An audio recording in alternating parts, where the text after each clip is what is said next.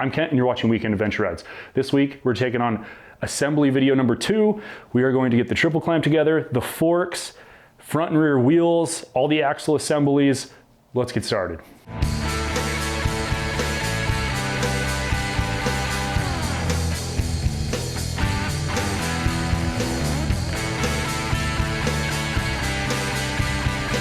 Okay, first thing, we're gonna get the triple clamp on. Now, there is a previous video that I did on the conversion to the CRF 250 triple clamp and forks. So I'll put a link to that right up here. You can go back and watch that, how I did that. But just for the purposes of assembly, let's get this together. So we got some waterproof grease. I'm going to grease up the inside of this race really well. I've already packed these bearings, but I'm gonna get a little extra on there. This is one place on the bike where you simply just can't have enough grease. Okay, we greased our lower race and now we'll grease our upper race. I am using a waterproof grease. I've had some questions about this. It's a little bit stickier. It's like kind of slimy almost, a little bit different than other greases. It really adheres well to parts. There we go.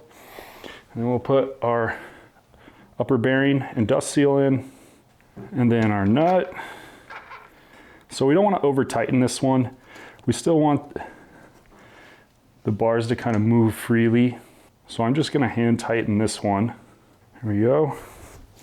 And then we have our locking washer kind of here. It's got teeth on it, and then a flange here that you can bend up and lock into place. So we'll put that on for now. Put the top of our triple clamp on, washer, and our top nut. Okay, so I'm just hand tightening all of these parts for now. Later on in the assembly process, we will be torquing everything down. For now, just hand tight. All right, so we are putting on longer forks. Now they're about 2 inches longer from the center of the axle to the end of the fork.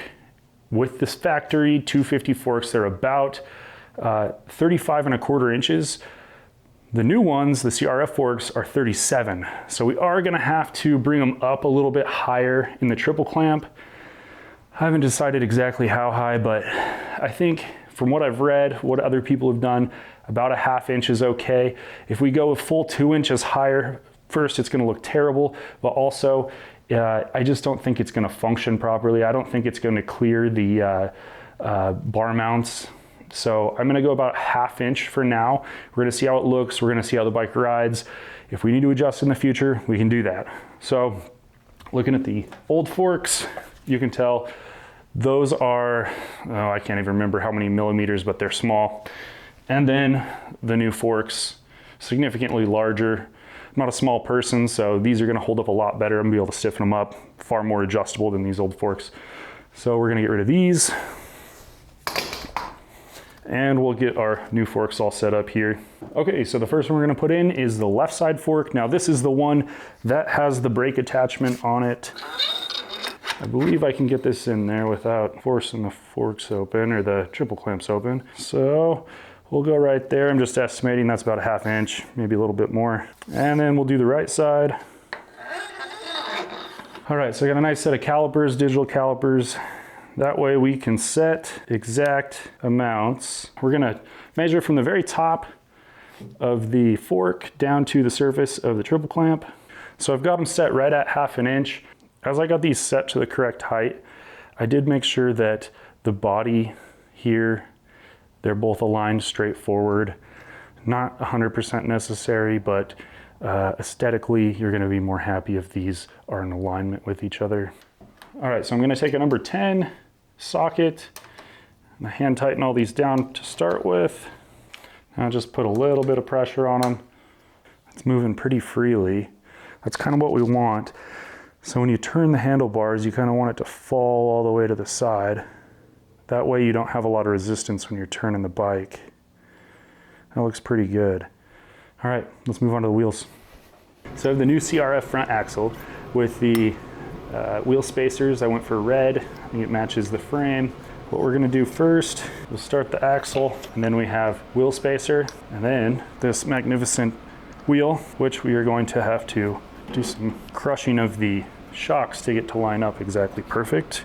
That's all right. Okay, so like I've mentioned before, make sure you get some grease all on the axle. There you go, just a thin layer, it'll be fine. And we're gonna get that started on the right side of the bike. Got our wheel spacer and dust shield there. Don't forget to put the dust seals in. And then we have wheel spacer number 2 over here. And we'll compress this side of the shock, get everything lined up, and push the axle through. So there we go. Got the axle through. Now we can get the nut on there. The axle nut, I'm actually going to torque down. Okay, to get the axle torqued down, we're gonna do it down to 60 pounds, and you're gonna need this adapter or a 19 millimeter Allen head. So we'll put that into the right side of the bike. Our pinch bolts are loose, allowing to the axle to move side to side. We're gonna take a 22 millimeter socket on the left side of the bike.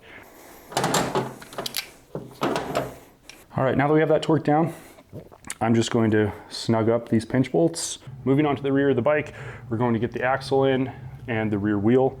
Order of operations here, or order of components. So you have the axle, of course, and then the adjuster for the chain. And then you're gonna have this little clip which attaches to the outside of the swing arm. So those 3 pieces go on the outside of the swing arm. Next piece will actually be the brake. You can see that there's this little pin here on the brake. That will have to go inside of this groove here. And then there's a tab that fits inside of a groove on the inside here. So the brake will go on like so. And I already have the brake line installed. We'll bring the tire and wheel up here. So between the brake and the wheel itself, you're gonna have a wheel spacer.